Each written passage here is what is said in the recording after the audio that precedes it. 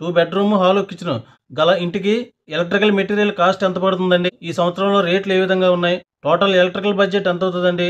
ఏ materials cost ఏ విధంగా ఉన్నాయి? ఇటువంటి ఇన్ఫర్మేషన్ అంతా మీకు ఈ వీడియోలో చెప్తానండి. స్లాబ్ నుంచి అయితే స్టార్ట్ చేస్తానండి.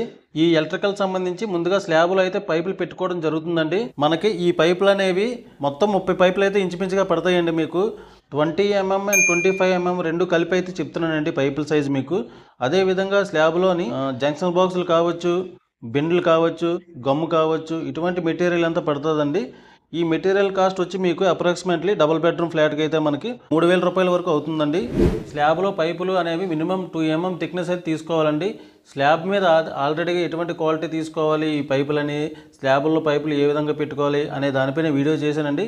వీలైతే మీరు ఆ వీడియోని గమనించాలి. వీటిపై మరింత సమాచారం ఈ వీడియో కింద ఉన్న లింకులో పెట్టడం జరిగిందండి. దయచేసి అక్కడ గమనించండి.